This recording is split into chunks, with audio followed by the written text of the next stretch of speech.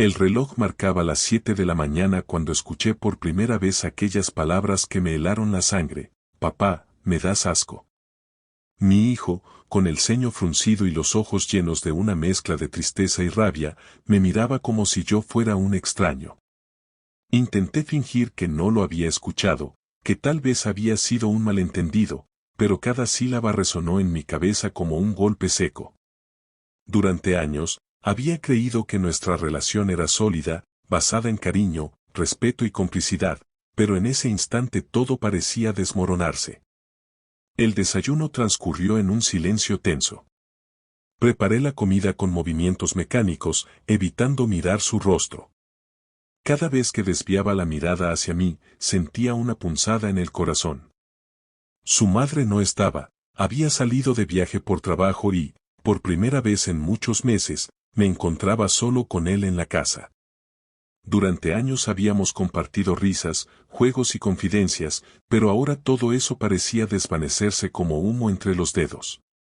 Intenté hablarle de manera tranquila, usando un tono ligero, hablando de la escuela, de la tarea, de cosas triviales que solían unirnos, pero él apenas respondió. Sus ojos, que alguna vez brillaban con emoción al verme llegar del trabajo, ahora me evitaban con una frialdad que me dolía más que cualquier insulto. Durante horas, permanecí sentado a su lado, tratando de comprender, tratando de encontrar en su mirada alguna señal de que aún existía cariño, algún rastro de aquel niño que siempre corría a abrazarme. Recordé los últimos meses, las discusiones por tonterías, los regaños que tal vez habían sido demasiado severos, los castigos que creí justos. Me pregunté si mi forma de ser padre había sido equivocada, si en mi intento de educarlo había olvidado amar y escuchar. Todo se mezclaba en mi mente en un torbellino de culpa, dolor y confusión. Había sido testigo de su crecimiento, de sus triunfos y fracasos, y ahora me encontraba frente a un muro de rechazo que no entendía cómo derribar. Decidí salir a caminar para despejar la cabeza. La ciudad despertaba lentamente, y mientras recorría las calles conocidas desde mi infancia, cada casa, cada jardín y cada ventana parecía recordarme que todo seguía igual afuera, mientras dentro de mi hogar todo se había transformado en un territorio hostil. Pensé en la casa que habíamos construido juntos, los muebles que habíamos elegido, las fotos en las paredes, los recuerdos de vacaciones y cumpleaños. Todo parecía tan cercano y tan distante al mismo tiempo. La casa, que alguna vez fue un refugio de felicidad, ahora me parecía un espacio lleno de sombras y ecos de rechazo. Mientras caminaba, mi mente se llenaba de recuerdos. Recordé las noches en que mi hijo se despertaba llorando y yo lo acunaba hasta que volviera a dormirse. Recordé sus primeros pasos, sus primeras palabras, su risa contagiosa que iluminaba cualquier habitación. Ahora, todo eso parecía irrelevante ante la cruel distancia que nos separaba. ¿Cómo podía un niño, que había sido mi pequeño compañero, mirarme con tal desdén? ¿Qué había fallado en mí como padre? Al regresar a casa, sentí un peso insoportable en el pecho. Mi hijo estaba en su habitación, jugando con sus cosas, aparentemente ajeno a mi estado. Cada objeto que veía me recordaba momentos felices que ahora se sentían lejanos, casi imposibles de recuperar. Me senté en el sofá del salón, intentando contener las lágrimas, intentando pensar con claridad. La casa estaba en silencio, excepto por el sonido de la televisión que él había dejado encendida.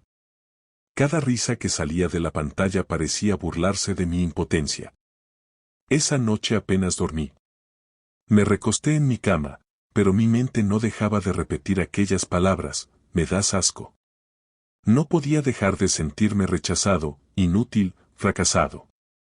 Cada ruido que escuchaba en la casa me hacía saltar, esperando que él viniera a decir algo más hiriente, algo que confirmara que ya no era querido ni necesario. La sensación de soledad era abrumadora, y por primera vez en años sentí que la casa que había amado se había convertido en una prisión emocional.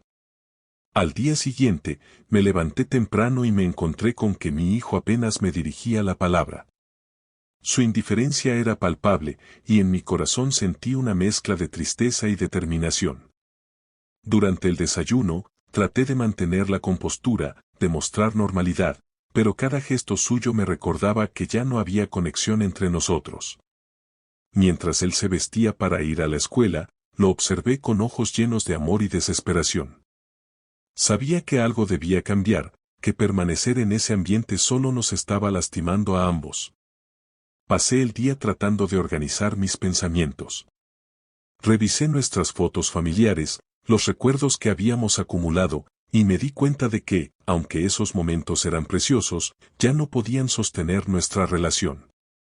La casa, llena de recuerdos, se había transformado en un recordatorio constante de rechazo y dolor. Sentí que debía tomar una decisión radical, algo que rompiera el ciclo de tensión y tristeza que nos envolvía. Por la tarde, llamé a un agente inmobiliario. Apenas hablé, mi voz temblaba, pero la determinación estaba presente. Necesitaba irme de ese espacio que nos estaba haciendo daño, que convertía la convivencia diaria en un tormento. Mientras escuchaba a la gente explicarme los pasos para poner la casa en venta, sentí una mezcla de alivio y culpa. Alivio por liberarme de un lugar cargado de dolor, culpa por abandonar un espacio que había sido hogar de tantos momentos felices. Durante los días siguientes, comencé a empaquetar mis pertenencias. Cada objeto que tocaba era un recuerdo, un testigo de nuestra vida juntos. Los juguetes que él ya no usaba, las fotos de cumpleaños, los muebles que habíamos elegido con tanto cuidado, todo debía irse, aunque en mi corazón sabía que esos recuerdos no se borrarían. Cada caja que cerraba era un paso hacia una nueva vida, pero también una herida abierta, un recordatorio de que nuestra relación estaba rota en ese momento. Mi hijo parecía notar algo, pero no decía nada. Su indiferencia continuaba, y eso me dolía más que cualquier palabra dura. Comprendí que, aunque él pudiera estar enojado conmigo, mis decisiones también debían proteger mi bienestar emocional. Permanecer en un lugar donde era despreciado diariamente no era sano, y aunque me costara aceptarlo, debía actuar por mi propio bien. Finalmente, llegó el día de entregar las llaves. Caminé por cada habitación una última vez, observando los rincones que habían sido testigos de nuestra vida juntos. Respiré hondo y sentí como una mezcla de tristeza, miedo y alivio me envolvía. Entregar la casa era simbólico, estaba dejando atrás un capítulo doloroso, aunque no sabía exactamente qué venidero me esperaba. Mi hijo me vio aquel día, pero su mirada era fría. No hubo lágrimas ni gritos, solo un silencio que decía más que cualquier palabra. Comprendí que, en cierto modo, él ya me había dejado ir mucho antes de que yo decidiera marcharme. Y mientras caminaba hacia mi nuevo apartamento, sintiendo el peso de mis cajas y recuerdos, sentí que estaba iniciando un camino difícil, incierto, pero necesario para sobrevivir emocionalmente. Después de vender la casa, me mudé a un pequeño apartamento cerca del trabajo. Era sencillo, sin lujos, con apenas lo necesario, pero para mí representaba un nuevo comienzo. Las primeras semanas fueron extrañas, no había recuerdos que me recordaran los momentos felices ni espacios que despertaran nostalgia. Al principio sentí alivio, luego una tristeza silenciosa y finalmente una determinación de reconstruir mi relación con mi hijo, aunque fuera a distancia. Comenzamos a comunicarnos a través de mensajes cortos y llamadas rápidas. Al principio, sus respuestas eran frías, escuetas, casi indiferentes. Cada ok o sí que me enviaba era una batalla silenciosa para mí, un recordatorio de que aún quedaba mucho trabajo por hacer. Sin embargo, con paciencia, comencé a notar pequeños cambios. Empezó a contarme cosas de la escuela, a hacerme preguntas sobre mí, a compartir algún detalle de su día que antes habría guardado para sí mismo. Cada gesto era un triunfo, aunque silencioso, que me llenaba de esperanza. Entendí que no podía forzar la relación. No había regaños ni castigos que repararan lo roto, solo comprensión, escucha y aceptación. Aprendí a disculparme sinceramente por mis errores, a mostrar vulnerabilidad y a admitir mis fallas sin justificarme. Esa humildad, sorprendentemente, comenzó a abrir pequeñas puertas que parecían cerradas para siempre. Cada conversación, aunque breve, era un ladrillo en la reconstrucción de nuestra relación. Poco a poco, volvieron las risas. No las grandes carcajadas de antes, sino risas tímidas, espontáneas, llenas de un afecto que parecía reaparecer después de mucho tiempo. Durante los fines de semana, lo invitaba a salir a pasear, a jugar algún deporte o simplemente a caminar por el parque. Al principio él dudaba, parecía desconfiar de mis intenciones, pero con cada salida se abría un poco más. Comprendí que necesitábamos tiempo y espacio para sanar. Un día, mientras caminábamos por la orilla del río, me tomó la mano. No era un gesto dramático, sino natural, casi instintivo, pero para mí significaba todo. En ese instante, supe que aunque el camino fuera largo, aún existía una conexión que no podía romperse completamente. Era un recordatorio de que la relación con un hijo no se pierde de manera definitiva, aunque atraviese momentos de dolor profundo. Comenzamos a establecer nuevas rutinas juntos. Cocinábamos alguna receta sencilla, compartíamos series y películas, y poco a poco, fui conociendo de nuevo al joven que mi hijo estaba convirtiéndose. Sus opiniones y gustos habían cambiado, y yo debía aprender a respetarlos. Ya no podía imponer decisiones ni esperar que todo siguiera como antes. El amor, comprendí, también implica adaptarse y aceptar a la otra persona tal como es. Durante meses, nuestra relación mejoró lentamente. Las palabras duras que me había dicho quedaron atrás, reemplazadas por conversaciones sinceras y momentos de cercanía genuina. Cada paso hacia la reconciliación era una victoria silenciosa. Aprendí que el orgullo puede ser el peor enemigo de los lazos familiares y que la empatía y la paciencia son herramientas mucho más poderosas que la autoridad o la imposición. Un día, después de una pequeña discusión sobre tareas escolares, mi hijo se acercó y me abrazó. No hubo palabras, solo un gesto natural y necesario.